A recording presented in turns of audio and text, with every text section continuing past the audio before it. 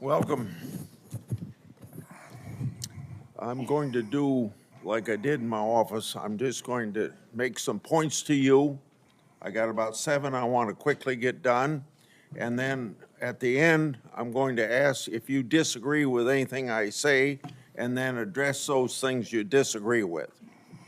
I'll make sure I save time for you to do that. A key responsibility of each member of Congress is oversight. Oversight allows us to hold bureaucrats accountable to the rule of law, and it helps keep faith with taxpayers. I expect HHS to provide timely and complete responses to congressional oversight. Number 2, PBMs, something you and I discussed in our office.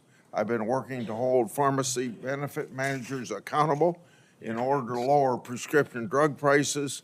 I expect you to work with us to hold PBMs accountable, and that may even ask in your support for legislation that's before the Congress.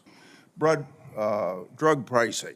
Senator Durbin and I have, for a while, been trying to get a bill passed that requires price disclosures on TV ads for prescription drugs. Knowing what something costs before buying it is just common sense. President Trump tried to do this by regulation in his first term. Vice President Vance co-sponsored our bill last Congress.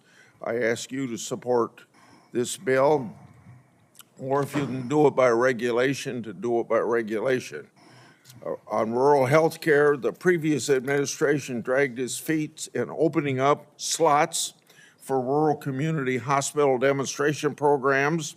It also ignored concerns from rural pharmacies when implementing changes to Medicare Part D, and ignored rural needs when it comes to distributing physician residency slots. I expect you to prioritize rural Americans' health care needs. On agriculture, in our meeting earlier this month, we talked at length about agriculture. You prefaced the conversation by saying you will not have jurisdiction over these issues. I expect you to leave agricultural practice regulations to the proper agencies, and for the most part, that's USDA and EPA.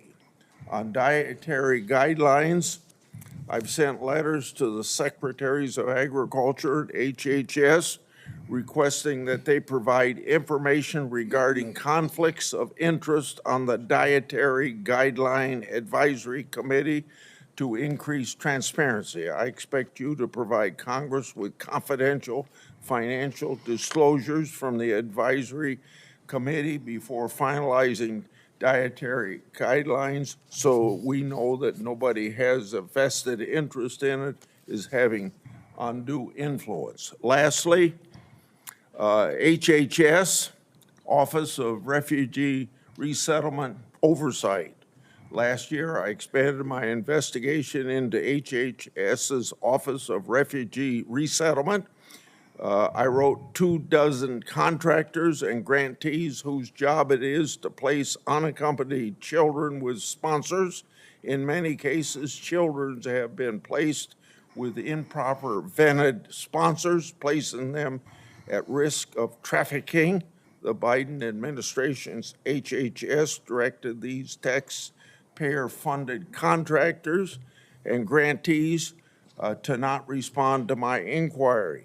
This is obstruction by the executive branch. I expect you to produce to me the records and data I've requested and instruct HHS contractors to fully cooperate with my investigation. I also expect HHS to not retaliate against any whistleblowers, including those who identify ORR's failures in vetting sponsors of unaccompanied.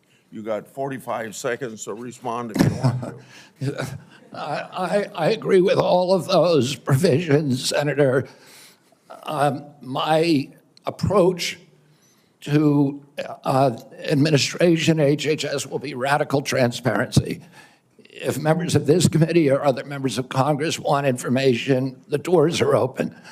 I've spent many years litigating against NIH and its sub-agencies. HHS and its sub-agencies, NIH, CDC, FDA.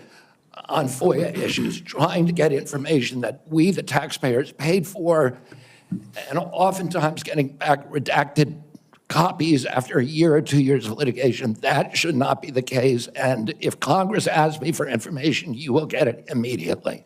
Thank you.